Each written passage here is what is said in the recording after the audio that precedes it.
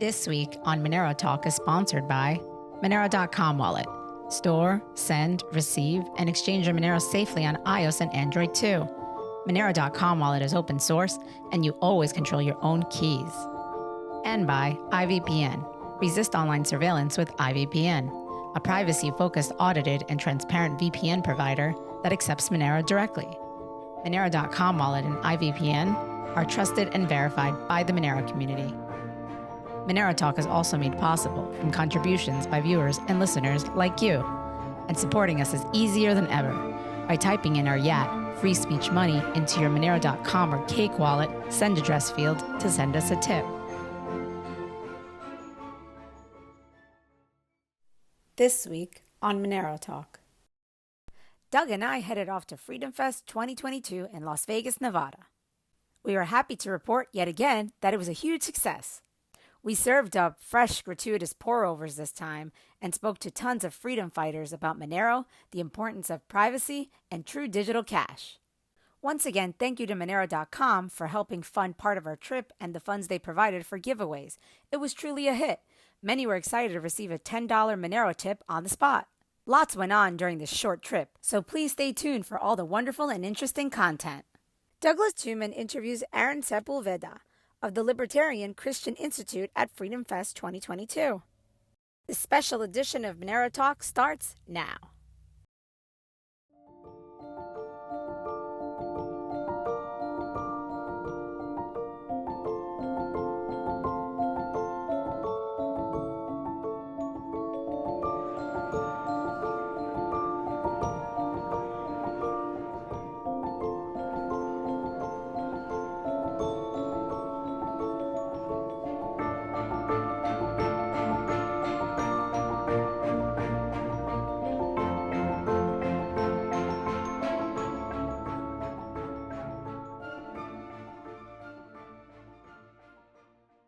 All right, we are at Freedom Fest. What's going on, man? What's your name?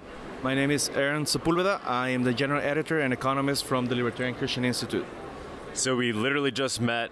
I don't even know. What is it? What do you guys represent? What is the Libertarian Christian Institute? I could kind of take a decent guess at it, but why don't you tell me what it's all about? The best way to describe what we do is nobody likes to talk about politics and nobody likes to talk about religion. Therefore, we specialize on what nobody wants to do, so we actually do it. We talk about every question you want about politics and religion. We already have a book, if you guys want to. When I get it, Faith Seeking Freedom, where we have 101 questions about politics and religion and how they relate to each other. Wow, and how successful has this been? I mean, how big is this association? I don't have any numbers because I was just hired in January to actually be part of the staff. But we've been actually having a large reach for sure all throughout the United States, and now we're expanding to Latin America. And what has motivated you to be a part of this? Okay, on the one side, I'm an economist. I was a libertarian since I was very, very young. And then later I converted to Christ. And so I wanted to actually get together both of my passions, which is my faith and my economic and political beliefs. All right. What are some of the things that you guys preach, so to speak? What are some of the ideas that you guys believe need to be spread? In a pluralistic society, a libertarian social order can actually have a much better communication and interaction among people of completely different worldviews. We're not just talking about different type of faith, which is already a heavy issue when it comes to pluralistic societies, but also people with completely different worldviews. The way that we can actually interact with each other in a peaceful manner, and it's by respecting each other's property rights. And so when we respect property rights, all types of religions and all types of view can survive and can interact with each other in a peaceful manner and interact ideas without having to impose each other, as long as we keep each other in respecting each other's property rights. That sounds like a beautiful worldview to me, man. Yes, that's why we try to promote that view among Christians and among non-believers too, because we know that we can cooperate with each other. We cooperate on the things that we have in common, and we just don't cooperate on the things that we don't have in common, and that's perfectly feasible. So this brings me to my last question, which is why I'm here. I'm into digital cash, and I think it's an important utility for spreading liberty. I'm a monetary economist, so I like that topic a lot. So last question, what do you think of digital cash, and do you think it has an important role to play in our future with regards to liberty? We do need mediums of exchange that are completely private. And so the idea that Hayek had in the 70s of trying to create private forms of mediums of exchange is exactly what all of the digital cash, all of the crypto assets have come along, and we supported completely all of the every project that it's geared towards creating mediums of exchange in a private manner would actually help us out to start moving towards a closer and closer to a completely private society where we respect each other's property rights and privacy. So yes, we have always have positive things to say about all the projects of private mediums of exchange. What do you think of Monero? Do you have an opinion on Monero itself? The only thing that I have been able to differentiate between other types of crypto assets would be that it seems to be the one that it's able to keep the most privacy, as far as I understand, with the least amount of cost for the user. So that's a very positive thing. Outside of that, I have not been able to get more details out of Monero, but it does seem like a very positive aspect of Monero, that it seems to be the one that it keeps the highest level of privacy with the least amount of cost for the user, because the user doesn't have to be very techy to enjoy the privacy that Monero provides, as far as I have learned. But obviously, I have a lot more to learn. That's a pretty good overview. Do you think crypto, for it to be digital cash, it needs to be essentially private by default? Oh, wow. Private, anonymous, untraceable? Okay, just to be functional, this is a very key issue. In order for a medium of exchange to function, does not have to be neither private nor the government doesn't have, it can work with the government or without the government. But what crypto enthusiasts have to focus on is mediums of exchange have to be convenient. Mediums of exchange have to lower transaction costs, not increase it, lower it. It's very difficult to lower transaction costs when at the same time we want a lot of privacy. So we always have to try to take some type of balance.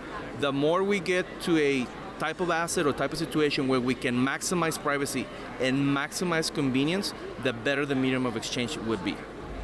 Amazing, man. I love your analysis of crypto. Well, that's what I do for a living. I analyze monetary institutions in general, that include the state and that include only private societies. For example, right now I'm doing research on the development of mediums of exchange in southern Venezuela, where they're already using multiple currencies at the same time, at least 3, because they're not using their local currency anymore. So they started to use other currencies, either currencies from other countries. They're using raw, brute gold in daily purchases. And they haven't access to crypto because they don't have the internet infrastructure. But that's an option for crypto enthusiasts to actually try to see if there's certain areas of Venezuela where they would actually maybe profit, or they will find crypto assets to be useful. So yes, that's my area of specialization. That's why. Monetary economics as a whole. Do you own any Monero? That's a good question. I think I do. I just bought a bunch of them just to have. Can we send you some Monero right now? Can we send you $10 of Monero? I will have to actually go in. Where can people learn more about what you guys are doing? Libertarian, what do we have? The libertarianchristians.com. Please follow us on Twitter, LCI Official. Follow us on Facebook, the Libertarian Christian Institute. Any question that you have about politics and religion that nobody wants to talk about, we are more than happy to talk about. So please feel free to contact us. That's what we're here for. Can people donate to you guys using Monero? Oh, that's a good question. Oh, come on, man. Come on. We surely figured it out. I mean, this is the perfect use case for digital cash, right? Yes. People wanting to donate to causes, and perhaps they want to do it in a private way where they... Actually, they probably already do. It's just that since I'm not in charge of the finances, I'm the editor, I cannot quickly tell you. But I'm sure the one that is in charge of the finances will tell you, yeah, sure. Because the founders of the Libertarian Christian Institute were all the way back part of the first crypto communities, let's say back in 2005, 2003. They were already involved in that, and I just came along because I'm the one that has the theoretical background to explain the setup. I'm a Hayekian, if you want to see it this way, and Hayek was one of the first ones to come up with the idea that, you know what, we actually can privatize money. We just have to kind of figure it out, but we can. It is personal. If the state can create mediums of exchange, the private sector can do it. There's nothing that can stop us. Yeah, when I read him, I hear Monero when I read his works. But I'm gonna send you some Monero. Let's do it. All right. Thanks, man. Thank you for joining us on this week's episode. We release new episodes every week. You can find and subscribe to our show on YouTube, Odyssey, iTunes, Spotify, Stitcher, or wherever you listen to podcasts. Go to MoneroTalk.live to subscribe for a full list of places where you can watch and listen. If you want to interact with us, guests, or other podcast listeners, you can follow us on Twitter. And please leave us a review on iTunes. It helps people find the show, and we are always happy to read them. So thanks so much, and we look forward to being back next week.